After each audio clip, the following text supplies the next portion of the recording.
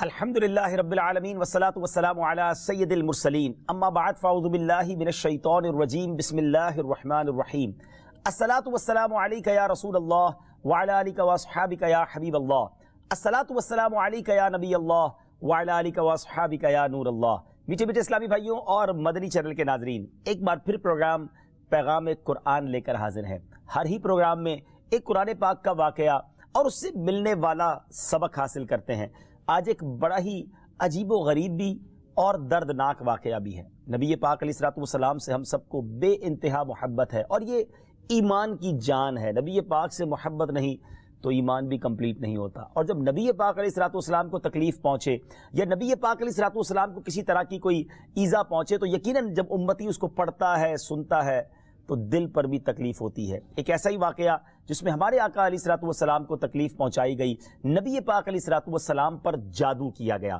ناظرین، آج یہ واقعہ ہم سنیں گے اور یہ قرآنی واقعہ ہے اور اس کے ذریعے بہت ساری باتیں بھی سنیں گے۔ جادو کے بارے میں بڑے مسکنسیپشن ہیں لوگوں کے ذہنوں میں، اور سمجھتے ہیں کہ جادو کا توڑ کرنے کے لیے بڑے عجیب و غریب عمل کرنے پڑیں گے، بڑے گناہوں والے کام کرنے پڑیں گے، اللہ کی ناراضگی والے کام بھی لوگ کرنے کے لیے تیار ہو جاتے ہیں، حرام اور ناجائز کام کرنے کے لیے تیار ہو جاتے ہیں اور سمجھتے ہیں کہ اس سے جادو سے بچا جا سکے گا۔ البتہ جادو کروانے کے لیے بھی لوگ بڑے ہی ناجائز اور حرام کام کرتے ہیں جو کہ جہنم میں لے جانے والے کام ہوتے ہیں۔ اللہ مجھے اور آپ کو ہمیشہ جادو ٹونے آصف سے محفوظ رکھے، ہر قسم کی بلاؤں سے محفوظ رکھے، اور آج قرآن کے ذریعے سمجھیں گے کہ جادو کا علاج کیا ہے، جادو ہو جائے تو بچا کیسے جا سکتا ہے، اور نبی پاک علیہ الصلوۃ والسلام پر جب جادو ہوا تھا، جادو کرنے کی کوشش کی گئی تھی، اس کا نتیجہ کیا نکلا۔ ناظرین، توجہ کے ساتھ آپ نے سلسلے میں شامل رہنا ہے۔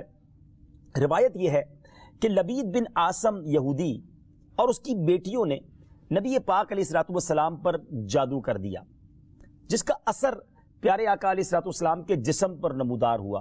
طبیعت شریف جو ہے وہ کچھ ناساز ہونے لگی، آپ کے قلب، آپ کی عقل مبارک اور آپ کے اعتقادات پر کوئی اثر نہ ہوا، صحت مبارک پر تھوڑا سا اثر ہوا۔ چند روز بعد حضرت جبریل امین بارگاہ رسالت میں حاضر ہوئے اور عرض کی، یا رسول اللہ صلی اللہ تعالی علیہ وسلم، ایک یہودی نے آپ صلی اللہ تعالی علیہ وسلم پر جادو کر دیا ہے، اور جادو کا جو سامان ہے وہ فلاں کنویں میں ایک پتھر کے نیچے دبا ہوا ہے۔ سرور کائنات علیہ الصلوۃ والسلام نے حضرت علی مولائے کائنات شیر خدا کرم اللہ تعالی وجہ الکریم کو بھیجا۔ انہوں نے کنویں کا پانی نکالا اور پتھر اٹھایا تو اس کے نیچے سے کھجور کے گھابے کی تھیلی برآمد ہوئی، یعنی کھجور کے جو چھلکے ہوتے ہیں اس طرح کی تھیلی برآمد ہوئی، اور اس میں نبی پاک علیہ الصلوۃ والسلام کے منہ مبارک جو کنگھی سے ٹوٹے تھے، اور کنگھی کے ٹوٹے ہوئے کچھ دندانے، اور ایک ڈور یا کمان کا چلہ جس میں 11 گٹھانے لگی ہوئی تھی، اور ایک موم کا پتلا تھا جس میں 11 سوئیاں چبھی ہوئی تھی۔ یہ سب سامان پتھر کے نیچے سے نکلا، اور یہ مولا علی کرم اللہ تعالی وجہ الکریم یہ سارا سامان لے کر نبی پاک علیہ الصلوۃ والسلام کی بارگاہ میں آ گئے۔ اس کے بعد سبحان اللہ، اب اس کا توڑ کیسے آیا، اس کا علاج کیسے ہوا، اس کا حل کیا نکلا؟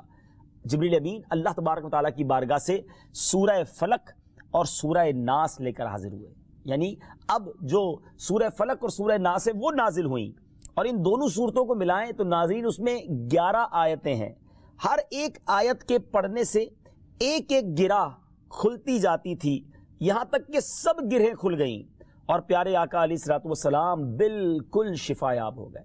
سبحان اللہ، سبحان اللہ۔ ناظرین، اب اس واقعے سے بہت ساری باتیں میں نے اور آپ نے سیکھنی ہیں۔ پہلی بات یہ ہے کہ یہ بخاری شریف میں ہے کہ پیارے آقا علیہ الصلوۃ والسلام جب بستر شریف پر تشریف لاتے تو اپنے دونوں ہاتھوں پر دم کرتے اور اپنے سر سے پاؤں تک پورے جسم پر اپنے ہاتھوں کو پھیرایا کرتے، جہاں تک دستے مبارک پہنچ سکتے یہ عمل 3 مرتبہ فرماتے، یعنی نبی پاک علیہ الصلوۃ والسلام ان دونوں صورتوں کا اپنے اوپر بھی دم کیا کرتے۔ اور ایک اور جگہ پر بھی یہ ہے، حدیث عائشہ رضی اللہ تعالی عنہا میں ہے کہ جب نبی پاک علیہ الصلوۃ والسلام کے گھر والوں میں سے کوئی بیمار ہوتا تو آپ علیہ الصلوۃ والسلام ان دونوں صورتوں کو پڑھ کر اس پر دم فرمایا کرتے تھے۔ تو یہ نبی پاک کے معمول میں تھا۔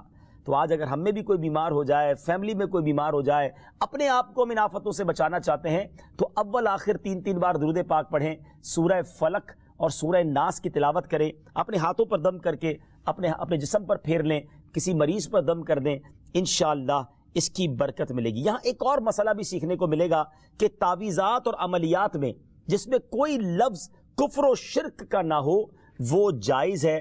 اسی طرح گنڈے بنانا اور ان پر گرہیں لگا کر آیات قرآن اور اسماء الہیہ پڑھ کر پھونک مارنا بھی جائز ہے۔ یعنی تعویذات اگر شرک سے پاک ہیں، اگر کفریہ کلمات سے پاک ہیں تو وہ کرنے میں کوئی حرج نہیں، وظائف کرنے میں کوئی حرج نہیں، یہ قرآن و حدیث سے ثابت ہے اور آپ نے یہ سنا۔ ناظرین، سیکھنے کو کیا مل رہا ہے؟ خلاصہ یہ ہوا کہ سورہ فلق یعنی قل اعوذ برب الفلق اور قل اعوذ برب الناس، یہ دونوں صورتیں جن اور شیاطین، نظر بد اور آسیب اور تمام امراض خصوصاً جادو ٹونے کا مجرب علاج ہیں۔ ان کو لکھ کر تعویذ بنائیں، گلے میں پہنائیں اور ان کو بار بار پڑھ کر مریض پر دم کریں اور کھانے اور پانی اور دواؤں پر پڑھ کر پھونک دیں اور پھر مریض کو کھانا وغیرہ کھلائیں۔ انشاءاللہ عز و جل ہر مرض اور بالخصوص جادو ٹونا دفع ہو جائے گا، مریض شفا یاب ہو جائے گا۔ اسی طرح قرآن مجید کی دوسری تمام صورتوں کی خصوصی خواص ہیں جن کو بہت خوبصورت کتاب جنتی زیور ہے، اس میں بھی آپ پڑھ سکتے ہیں ناظرین۔ اسی طرح ہمیں چاہیے کہ قرآن پاک کی تلاوت کرتے رہیں۔ قرآن پاک کی ہر حرف میں شفا ہے، برکتیں ہیں، اور آج خاص طور پہ ہمارے ناظرین کو گویا وظیفہ، قرآنی وظیفہ مل رہا ہے۔ بہت سارے ناظرین یہ گزارش کرتے ہیں کہ ہمیں کوئی وظیفہ بتایا جائے، تو دیکھیں آج تو قرآن کے ذریعے، اور وہ وظیفہ جو نبی پاک کو رب کی طرف سے عطا ہوا، پیارے آقا علیہ الصلوۃ والسلام کو بھی شفا نصیب ہوئی، تو ہمیں ضرور اس کو اپنانا چاہیے۔ ناظرین، اس سے پہلے کہ میں مزید اس معاملے میں آگے بڑھوں، میں چاہتا ہوں کہ دونوں صورتوں کی تلاوت اور اس کا ترجمہ پہلے سن لیتے ہیں اور پھر مزید اس بارے میں بات کرتے ہیں کہ اس حیرت انگیز واقعے سے مجھے اور آپ کو مزید کیا سیکھنے کو ملتا ہے۔ پہلے سورہ فلق کی تلاوت ہوگی، سورہ ناس کی تلاوت ہوگی۔ میں یہاں ایک اور بات بھی کہنا چاہوں گا۔ کچھ لوگ یہ کہتے ہیں جناب ہم وظیفہ کرتے ہیں، اثر نہیں ہوتا، برکت نہیں ملتی۔ پہلے یہ چیک کر لیں کہ آپ کے مخارج ٹھیک ہیں، آپ تلاوت صحیح مخارج کے ساتھ کرتے ہیں۔ تو اب جو تلاوت آپ سنیں گے نا، تو اس میں یہ بھی چیک کر لیں کہ آپ کیا اسی طرح کے تلفظ کے ساتھ پڑھتے ہیں، اور اگر مسٹیک کر رہے ہیں تو قرآن پاک صحیح طریقے سے پڑھیے، پھر دیکھیے اس کی کیسی برکتیں ملتی ہیں۔ آئیے سورہ فلق اور سورہ ناس کی تلاوت اور اس کا ترجمہ۔ قل اعوذ برب الفلق من شر ما خلق ومن شر غاسق اذا وقب ومن شر النفاثات في العقد ومن شر حاسد اذا حسد۔ تم فرماؤ میں اس کی پناہ لیتا ہوں جو صبح کا پیدا کرنے والا ہے، اس کی سب مخلوق کے شر سے، اور اندھیری ڈالنے والے کے شر سے جب وہ ڈوبے، اور ان عورتوں کے شر سے جو گروہ میں پھونکتی ہیں، اور حسد والے کے شر سے جب وہ مجھ سے جلے۔ قل اعوذ برب الناس ملک الناس الہ الناس من شر الوسواس الخناس الذي يوسوس في صدور الناس من الجنة والناس۔ تم کہو میں اس کی پناہ میں آیا جو سب لوگوں کا رب، سب لوگوں کا بادشاہ، سب لوگوں کا خدا، اس کے شر سے جو دل میں برے خطرے ڈالے اور دبک رہے، وہ جو لوگوں کے دلوں میں وسوسے ڈالتے ہیں، جن اور آدمی۔ ناظرین، سورہ فلق اور سورہ ناس کے بے شمار فضائل و برکات ہیں۔ ایک اور حدیث پاک سنیے، حضرت عبداللہ بن خبیب رضی اللہ تعالیٰ عنہ فرماتے ہیں کہ ہم پر ہلکی بارش ہوئی اور اس وقت اندھیرا چھایا ہوا تھا، اور ہم پیارے آقا علیہ الصلوۃ والسلام کا انتظار کر رہے تھے کہ وہ آ کر ہمیں نماز پڑھائیں۔ پھر نبی پاک علیہ الصلوۃ والسلام ہمیں نماز پڑھانے کے لیے تشریف لائے اور ارشاد فرمایا پڑھو۔ میں نے عرض کی کیا پڑھوں؟ ارشاد فرمایا صبح و شام 3 بار قل هو اللہ احد، قل اعوذ برب الفلق اور قل اعوذ برب الناس پڑھو، ان کی تلاوت کرنا تمہیں ہر بری چیز سے بچائے گا۔ چلیں ایک اور وظیفہ مل گیا، سورہ اخلاص کو بھی شامل کر لیں، تو صبح و شام پڑھیں تو انشاءاللہ بری آفتوں سے، مصیبتوں سے، جادو ٹونے سے، آسیب سے، ان طرح کی بلاؤں سے انشاءاللہ محفوظ رہیں گے۔ ناظرین، یہاں کچھ مسائل بھی سیکھ لیتے ہیں۔ حضرت اسماء بنت امیس رضی اللہ تعالیٰ عنہ نے عرض کی یا رسول اللہ صلی اللہ تعالیٰ علیہ وسلم، جعفر کے بچوں کو جلد نظر ہوتی ہے، کیا مجھے اجازت ہے کہ ان کے لیے عمل کروں؟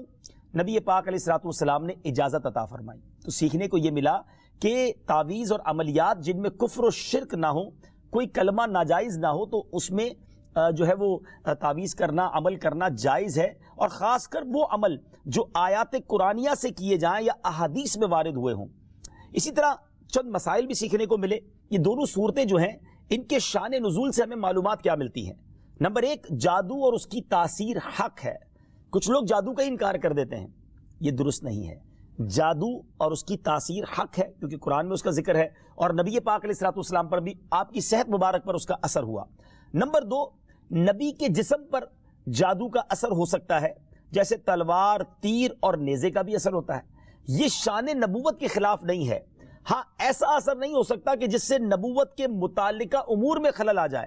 حضرت موسیٰ علیہ الصلوۃ والسلام کے مقابلے میں جادوگر بالآخر اس لیے فیل ہوئے کیونکہ وہاں جادو سے معجزے کا مقابلہ تھا، ورنہ حضرت موسیٰ علیہ الصلوۃ والسلام کے خیال پر بھی اس جادو نے اثر کیا کہ ان کو خیال ہوا کہ یہ لاٹھیاں، رسیاں چل رہی ہیں۔